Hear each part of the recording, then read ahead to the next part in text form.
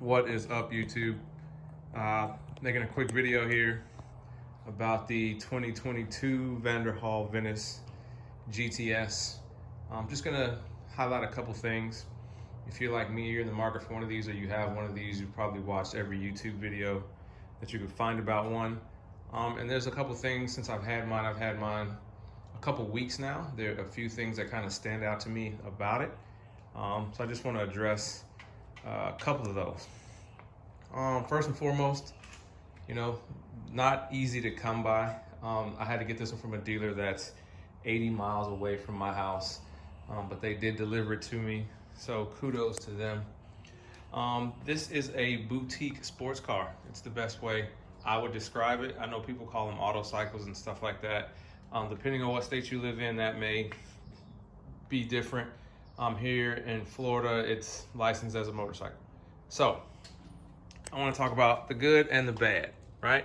So the day I got it, it had 1 mile on it. It was delivered to me. And if you can see this little hose clamp right here at the bottom of this boot, there's another one at the very top, silver aluminum one, about that wide.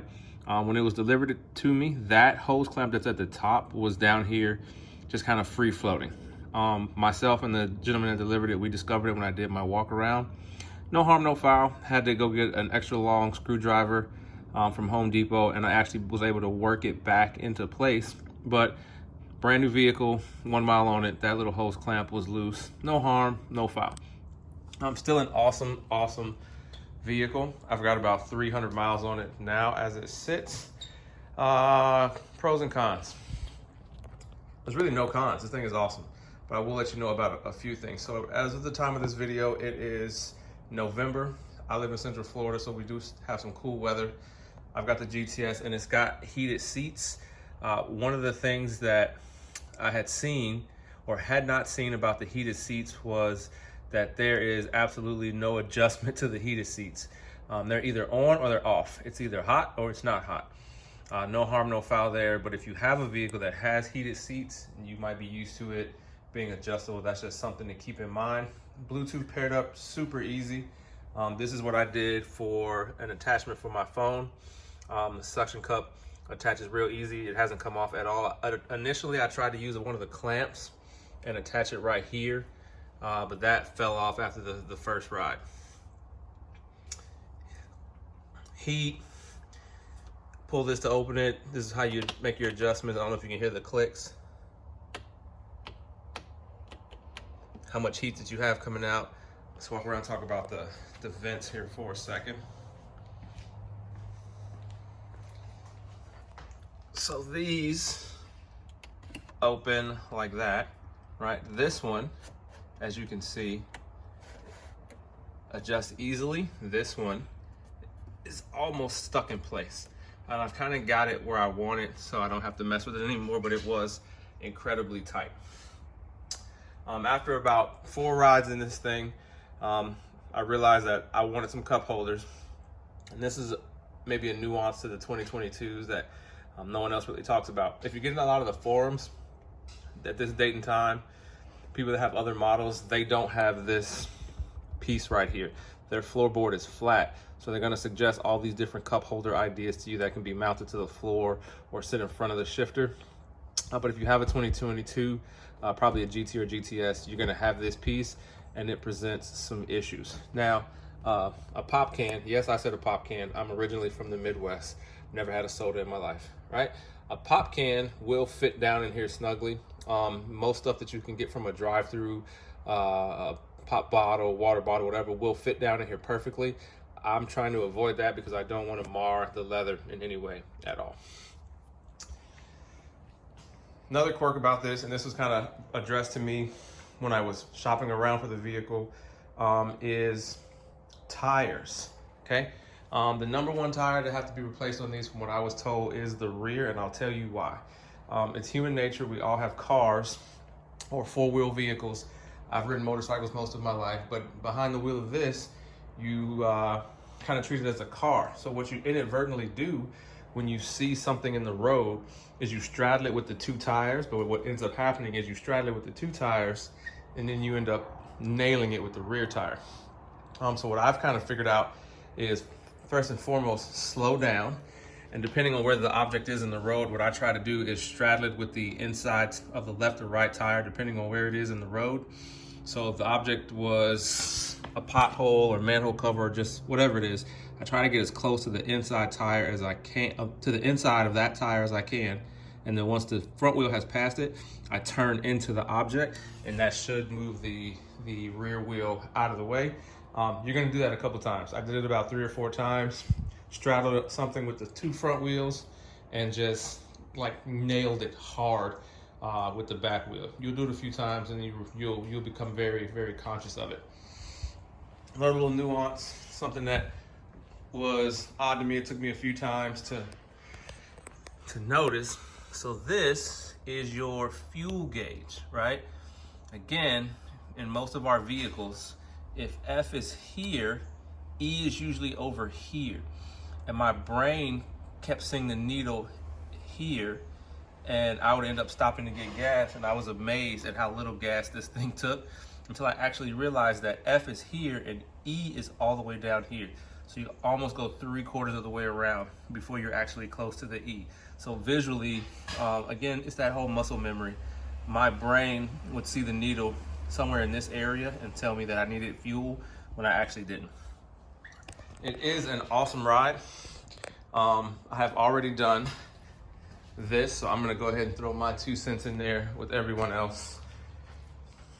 Okay, I've already put the Bad News Racing tune in it, and I think currently I have 350 miles on it. Before I got to the gate of my community to take it out on the road, there was a substantial difference in throttle response. Once I got it out on the highway, there was a huge difference in aggressiveness, I guess would be the best word to use. One of the main reasons I didn't hesitate and I didn't wait to go get the Bad News Racing tune was because this is a turbo vehicle. If you've ever driven a turbo vehicle, not all, but some turbo vehicles that are more sports enthusiast minded, they don't like to be half throttled. Again, if you drive a car like we all do, you kind of have a sweet spot where you keep your foot on the pedal when you're going light to light, 30 to 40, 40 to 50 miles per hour. This motor, in my opinion, did not like that. This thing wants to be on the highway. This thing wants to be on a backcountry road. This thing wants to be moving. So when you're going light to light, you can feel that it wants to be in a higher RPM or a higher gear. So what you end up doing is you end up feathering the throttle to get the turbo to spool up and dump, and then it'll settle back down. And then another light or two, you'll feel it just start to like it's an audible sound, and you can feel it. And then again, you feather the throttle, and then it'll spool up the turbo and dump, and then it'll settle back down. This corrects that. It is much happier at lower speeds, and it is much more responsive at higher speeds. Another thing, something you might want to think about, if you're like me, I've already been to 3 car shows with this thing, and I've had it 3 weeks. So I want to keep it as pristine as I can, the best that I can, but I'm going to drive it as much as I can. They don't come with floor mats. So again, had a car all my life. I know that pretend we're on that side. If I put my foot in the same spot every time and I go gas, brake, gas, brake, gas, brake, I'm going to end up wearing a little wear mark in the carpet, and I wanted to keep the carpet as pristine as possible. So I just went on Amazon and got like a $10, $12 pair of floor mats that I threw in there to keep the floor protected. Let's talk about wheels and tires. I have already ordered an aftermarket set of wheels and tires. Be prepared to spend some money. First issue is you're not buying a traditional set of 4 automotive tires and wheels, which is, again, kind of the situation we're in, whether you want to call it an auto cycle, a motorcycle, a trike, or whatever, right? So you're breaking a traditional set, so that's going to mean you're going to have to spend some more money. Initially, what I wanted to do was 20s in the front and a 22 in the rear. So the issue that you run into is this Vanderhall wheel is, if I'm not mistaken, 11 inches wide. I do believe that was the spec on it. So what ends up happening is most of your off-the-shelf 20s and 22s, They either come 10.5 or 10 inches wide, and the companies that do offer to make you a 22 by 11 or a 20 by 11, it has to be made. So you end up spending more money on just the rear wheel, and then you have to get the tires too. So again, you're breaking what will be considered a traditional set by having to buy 2 of the same up front and 1 odd one in the rear. So you're gonna just be prepared to spend a little bit of money. I ordered this thing in August. Like I said, it is now November. So I had already kind of started setting money aside because I kind of knew that I wanted to do a few things immediately. And like I said, I'm just waiting on the wheels and tires and a couple other aftermarket parts that I'll be putting on it. But those are some things that I just kind of wanted to address about the 2022s and the throttle response. These are just things that I had never heard, and I just hope that they can be helpful to someone. The driving experience is incredible. The steering is incredibly responsive. It is incredibly comfortable.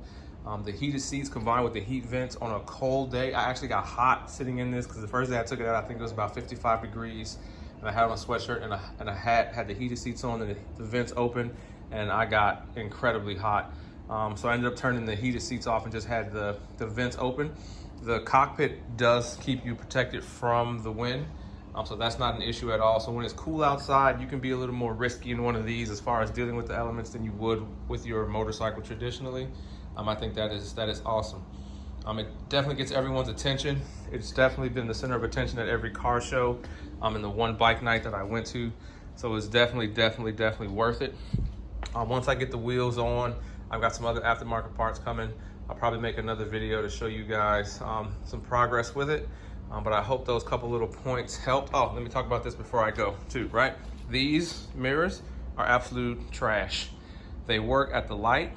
You can see what's behind you crystal clear, but once the Vanderhall starts moving, all the vibration in the vehicle you can see in the mirror. So you can see that there's a car behind you, but you cannot identify what kind of car is behind you, and it makes it difficult to get a precise estimate of how close that car is to you. So these will be coming off as soon as I find a set that I like.